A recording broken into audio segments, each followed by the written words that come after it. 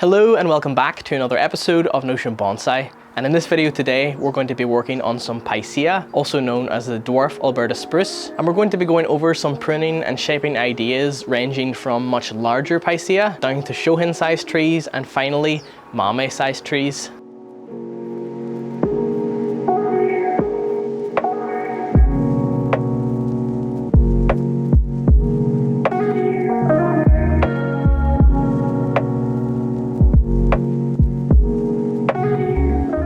So these are the trees that I'm going to be working on in this video today, and these trees are actually receiving their second styling. As you can see, they are somewhat bare. They're not bushy like a garden center shrub that you would find. And if you go back to some of my older videos, you will find I worked on this tree and this tree in a previous video. Today we're exploring the continuation and what to do after this. And I have found with the Picea and most spruce that you work on in bonsai in general, they are quite springy trees in the sense that you could wire a Picea, leave the wire on the tree for like a year, and then just as it starts to bite in, or even if it has bit into the branch a good bit, you take the wire off. 2 weeks later, the tree will have sprung back up to its original position that it was in before you wired it, much like these trees have somewhat done here today. So I may be taking a slightly different approach to some of these trees in this video. So the first tree that I'm going to be working on is this. This is a Picea that I worked on with Peter Chan at Herons Bonsai on my last visit. I did a workshop there in a vlog, and this tree was looking pretty good after I had wired it.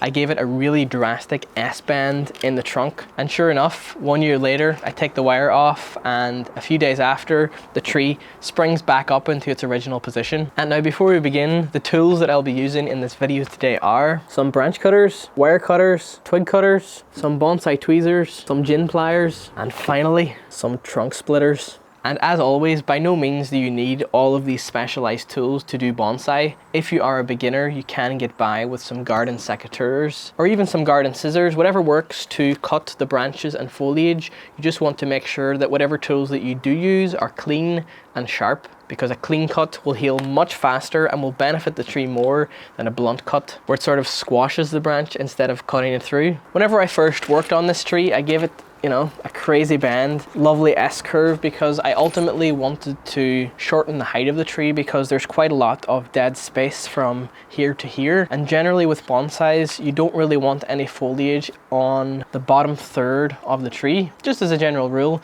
Of course, there are exceptions to this rule, but with this tree, what I wanted to do was shrink it down in proportion of the height of the tree so that the foliage on top would be approximately at 1/3 the height of the tree. But of course the tree sprung back up, and I would like to go with my original plan and rewire this tree back down into its original shape, because I quite liked the shape that I gave it at Herons. But in order to help this tree stay in the position that I put it in this time, I'm going to use some trunk splitters. Whenever you use trunk splitters, you want to ensure that the tree, especially if it's a Picea that are quite sappy, you want to ensure the tree is dormant. So right now it is the dormant period, middle of winter. I can't see any signs of the buds beginning to swell on this, so I know the tree is dormant. So whenever I go and cut right through the trunk of this tree, there shouldn't be any sap leaking out of it. I'm going to do a couple of tests, and if there is any sap leaking, I may stop because it may stress the tree too much. At the base of this tree, you can see there are some gins that I made. I'm not really the biggest fan of these. I may remove these at a later date, but I do remember Peter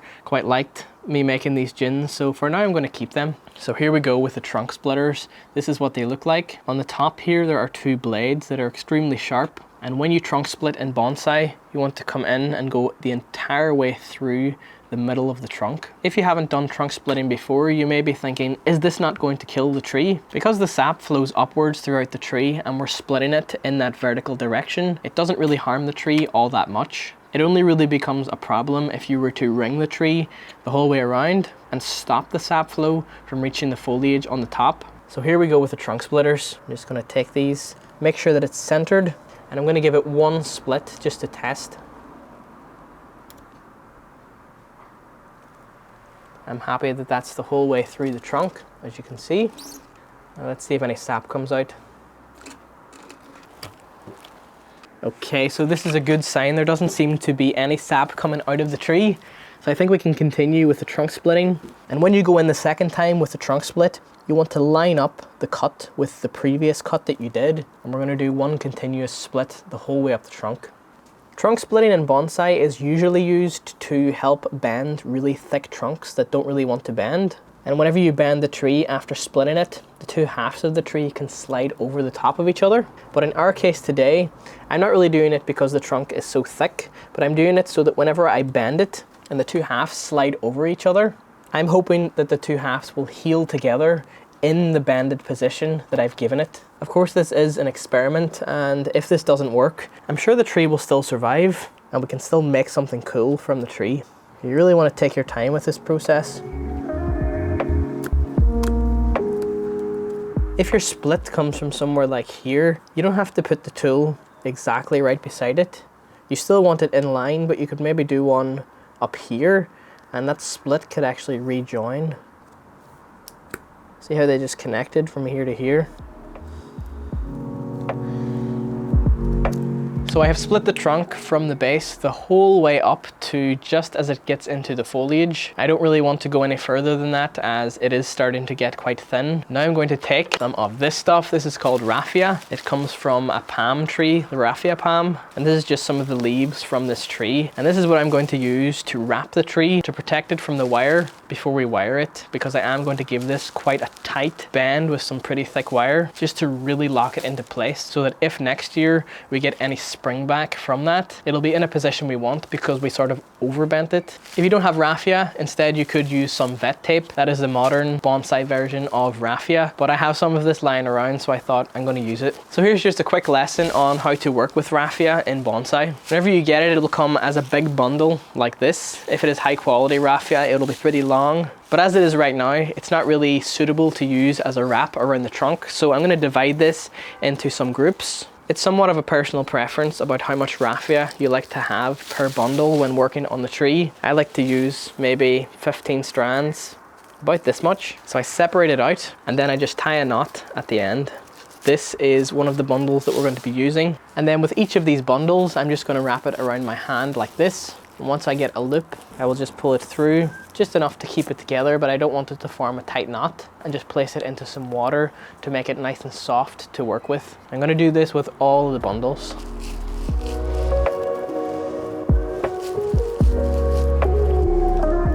Now I'm going to let it soak in this water for about 10 minutes. It is starting to get dark and I really want to get this Raffia on this tree and wire it before tomorrow. So the rest of this part is going to be done with this light. It should be okay to see what's going on. I'm going to take out the first bundle that I put in and just keep all these ones in the water. And now this is good to work with. And now before you start off Raffia, you want to anchor it to the branch or trunk that you're using. In this case, I could anchor it to one of these gins, but I'm simply going to tie it around the trunk. So I'm coming around the trunk and I'm just going to tie a simple knot. Just like that. And you want to get that knot as tight as you can get it. And now I'm going to start wrapping this around the trunk. And the trick with having a good wrap with Raffia is you want to apply constant tension and pressure with each wrap that you go around the trunk. So as I get this started, you can see I'm just keeping the tension. And now with each wrap, I'm going to overlap the new piece of Raffia on top of the last wrap, about 50% of the way. So I'm just going to wrap that around like this. And if you can, on each wrap, flatten out the palm leaves. That way it covers more surface area. If there's any stumps on the way that you don't really need, you can take your branch cutters and just cut them off. Makes the wrapping a little bit easier. Like these branches here, I know they're probably not going to make it into the final design of the tree, so we can simply cut them off.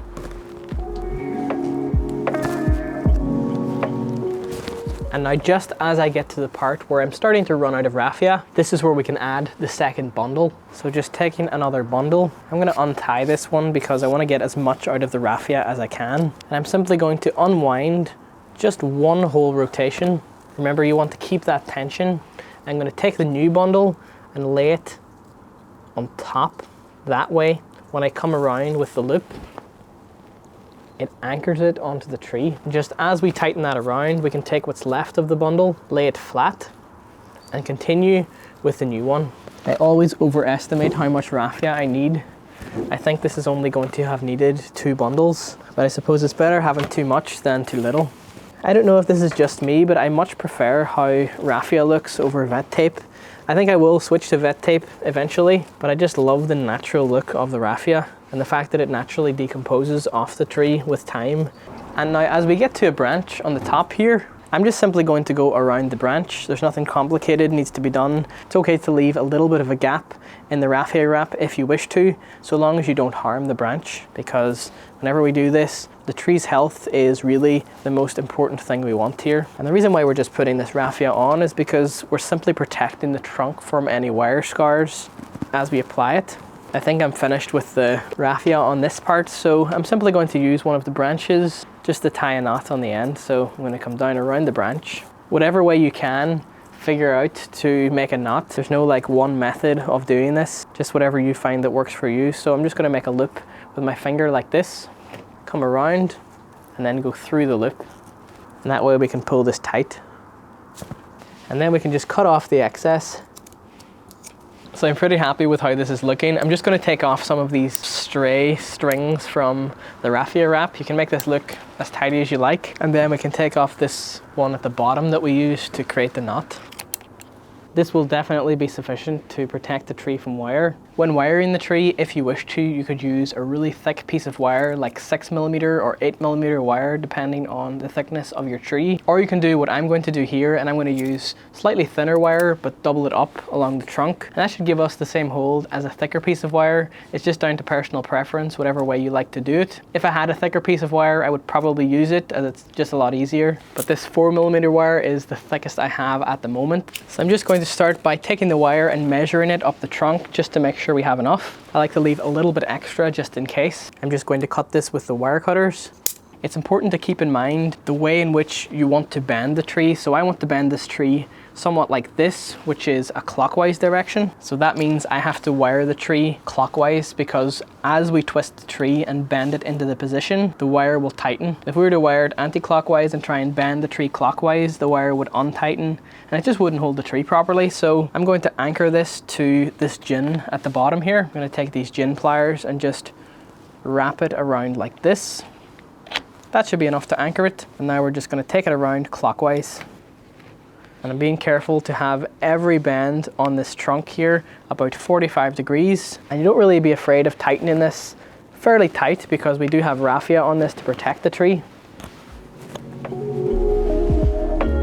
So that is one piece of wire, and I'm going to do the same with another piece of wire.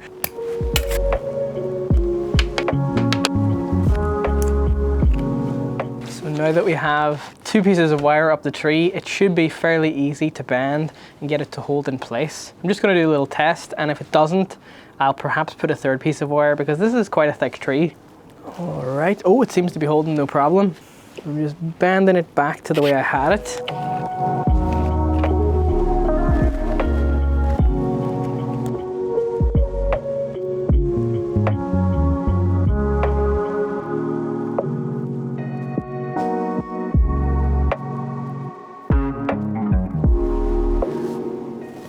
So I am pretty happy with how this is looking. The only thing now that I want to style is the top of this tree. And with the picea, I don't think it's really much of a good idea to wire all of these branches, because essentially this tree will go back to its springy mode and it would look just like this again after I take the wire off. So with this tree, I'm going to take somewhat of a different approach, and we're going to go full clip and grow with the piceas. That way the growth of the tree determines the direction the branches grow into, and we don't really need to rely on wire to style the tree that way. As you can see, this tree is a little bit wobbly in this pot, so I'm just going to pack in some more soil to keep this tree in place until we repot it in spring. And the soil mix that I'm using here is just a mix of compost and perlite. Any wobble in a tree like this just isn't good, because it stops new roots from forming.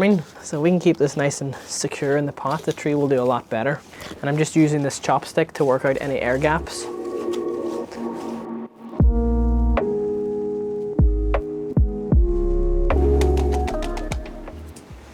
That tree is now pretty secure. Now it's time to decide on a front, or the best viewing angle for the tree. And when choosing a front, there's a few things you can keep in mind to help you with your decision. The first thing is you want to show off the trunk line as much as possible. The best angle could also have the most movement. So if I put it here like this, you can see it go this way, and then you can see it go up that way. Where if I had it like this sort of blocks all that nice movement. And the third thing, which I would say is the least important, is if the tree has some sort of special feature. Not all trees have a special feature, but if they do, you would likely want to show that off also. And sometimes when choosing a front, it is a compromise between what angle has the best movement and what has the coolest features and the things you want to show off in the tree. So it's really down to your personal preference, what angle you think the tree looks best at. I've chosen that as a front. As I wired this, I did keep in mind on the front, so I sort of knew what was going to happen. So I'm going to take some wire, mark it here as the front, just so when I repot it in spring, that's just a little reminder so you don't have to try and figure it out again. And I really like how at the base, this comes towards the viewer. It goes back, you see the movement, and then at the very top,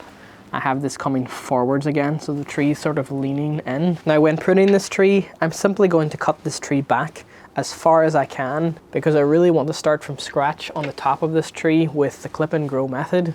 This is going to be exciting because it's probably going to leave the tree with very little foliage, but I think ultimately it will look so much better than trying to wire it. So any branches that are growing straight up, I'm going to get rid of right away because they don't go into the sort of flaring out design that I want. This branch here, as you can see, it's springing right up. So if I cut this to here and cut off this one growing up, you see now it goes out and then down, and this will become the leader of this branch. Directionally speaking, this branch will be more inclined to grow down that way in the future. So I'm going to keep them ones like that. Up here, it's got quite a lot of branches coming out of the one spot. If I turn this around, it's actually quite strange the way this is coming out here. So again, any that's growing straight up, maybe I can shorten them. I get rid of that altogether. I like how this one comes out and down, so perhaps if I remove these like this one that's going down could become the new leader of this branch. This branch is quite long, and in the future I would like there to be further in back buds that I can cut back to try and get some taper on these branches and movement. But as it is right now, this one's growing straight up, this one's going down, so I'll take off that one. So the branch naturally goes that way. I'm not even sure if I like this branch being so low. I think if that was gone, we had this sort of like a curvy literati tree where all the foliage is on top. It could look a little better. If you have an idea, go with it. I don't need that. This branch here could do with being shortened. There's some crossing branches, so if I see any branches growing in towards the center of the planting, like this one around here, if I bring this down, you can see it's growing inward. So I'll just get rid of the part that's going in. This little branch, anything that's going straight up again, I'll get rid of them. I'm just encouraging things that are growing down and out. This branch on top here, as you can see, it's curving in towards the center. This was probably wired like that at some point, but I'm gonna have to get rid of the part growing in towards the center. And by pruning the tree like this, in spring, this tree should backbud and become more dense in this area eventually. This part's growing in towards the center, so I could just maybe shorten that. This part's a little bit too long, so there's two branches coming from this one spot, so I'm gonna pick one, take off the highest one. Even then, I don't think all this is needed. I think I could get rid of this one. Okay. I am cutting back to buds. There is buds further back on this that should open in spring, so I'm not leaving the tree with nothing. I'm gonna cut back to here. I'm gonna leave it at that. So we have taken off quite a lot, but I promise this will so be worth it when spring comes and all this flushes out and all the back buds open up. So that is our front, how the tree looks as it is right now. Let's move on to the next tree. And with this tree, this is one that we worked on a previous video. We decided to wire all the branches down and give it a formal upright look. And again, as you can see, some of these branches have springed like directly upwards like this one. I don't think wiring these Picea is the best approach. So with this one again, I'm gonna go with the clip and grow method. And of course, with all bonsai, there's many different approaches to how you could style and design this. If you wanted to, you could be extremely drastic and cut this tree, trunk chop it right down to here, where you leave this to grow as the leader and apex of the tree. And this would take an extremely long time to get a really good looking bonsai. It could take maybe 5 to 10 years before this little branch thickens and establishes as the new leader of the tree. That is one option. Another option, I think, is to keep the tree possibly at the height it is, maybe a little bit shorter because we are getting some inverse taper at the top with all of these branches here. Anything that's getting just a little bit too long, I'm gonna take the end off to encourage more back budding. I think this, I'm just gonna let that grow for a while. This is springing up, so I'll cut that back to a side shoot. With this branch, I'm just gonna cut it back to one of these, just leaving some on the end. Back here, there is quite a thick branch in comparison to the trunk, and there is a little bit of inverse taper starting to happen here on the trunk. So just to keep the tree in proportion, I don't think this branch quite fits with the style I'm going for. So we're going to remove this branch. Just going to shorten this branch, take some growth off the end. As you can see, there's some sap that's been leaking out from the top after I gave it a cut here. So that in itself is kind of unsightly, but it will go away with time. Before I decide to chop off the top of this tree, I'm going to remove some branches just to see if we can make this work. We can see a little bit more of what's going on. So I'm just going to remove some branches that's cluttering it. And I do think there is just a little bit too much swelling in that spot. So I'm going to try and chop some of it down. I'm just going in with the branch cutters, biting away at it little by little. And what I'm trying to do is cut the tree down to a suitable branch that can become the new leader of the tree. So possibly this one. There's just so much going on around here. So we are just beginning to get down to this branch now. I don't want to go too far in case I kill this branch, although these don't seem to die back very much. So I'm going to get as close as I can without harming this branch. A little bit at the back here. All right, so I think this is pretty suitable now to become the new leader of the tree. I got this pretty close to this branch, so when this thickens, it should blend in pretty seamlessly to the trunk. And I'm really happy with the direction of this branch going straight up also. I'm just going to cover this top part in a little bit of cut putty.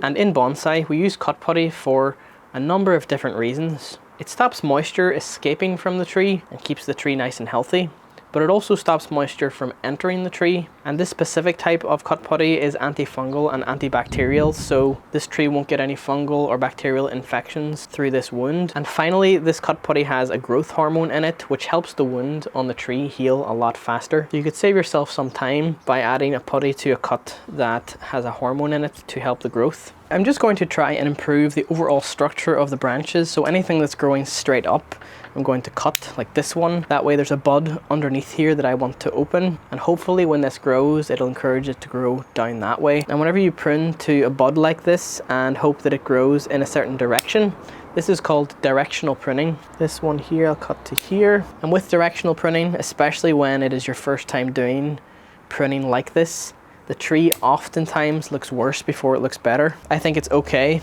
Come spring, whenever I repot this from composty soil where the roots are sort of struggling into nice free draining bonsai soil, the growth on this tree should increase quite a lot. Moving on to this little tree, as you can see on it, it says Picea glauca. Again, with this one, I'm going to go clip and grow. So I'm going to cut this back to this first shoot that's going downward. I will cut this branch to here.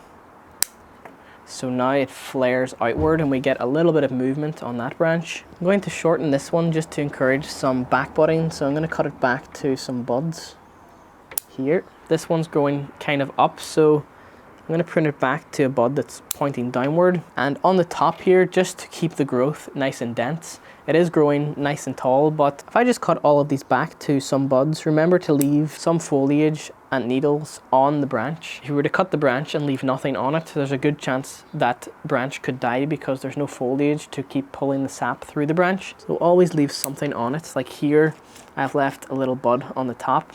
This one I'm going to prune right back to, I could prune it to here or I could prune it to this one. I'd like to leave two buds. Yeah, I'm going to prune this one back to here. So that's the first directional pruning on this little tree that we wired last year. I'm pretty happy with how this is looking. There's just one thing I'd like to give a little bit of a tidy up. That's this big cut here where there's some sap leaking out. I'm just going to cut the sap off and then cover this with some cut putty. That way we can get rid of the inverse taper that's occurring. So just a little bit of cut putty on this. and that should do pretty well. And finally, we're going to work on this little Mame Picea. This tree has been in this pot for about a year now. Because these little Mame pots don't really retain much moisture, and when you put bonsai soil in them, it dries out maybe 3-4 times a day because there's just not much water to hold in there. Because of this, I decided to plant this Picea in some sphagnum moss. That way it stays consistently moist for longer periods of time. There isn't much to do on this one. I don't really want to prune much of it as there isn't much foliage already. And I have found with Picea, if you get them really early when they're super young and you wire them then, this one actually did keep the curve that I gave it with some wire last year. Now I'm going to put more wire on this and see if I can get this even smaller to have like a super mini tree. I think Mame Bonsai are probably one of the most fun types because they develop so quickly and you can see results in the space of a year. So I've just got some 1.5mm aluminium bonsai wire. I'm going to put that into the soil. I'm going to take it around the tree. With Mame Bonsai, you really want to take your time. And I'm making these coils fairly tight, not all 45 degrees because I want to wire this tree quite tightly. You can actually use the gin pliers and grab the wire to help yourself bend it. See how tightly we can get this. So we're getting somewhere. I'm pretty happy with this. I'm actually going to run another piece of wire up it because I would like to do something to the foliage part to bring it back the ways. We've got a good lot of wire around this tree. Let me just take the gin pliers and bend this backwards now, this way. I'm just going to shorten these little shoots here to see if we can get some back butting on them. I'm pretty happy with that.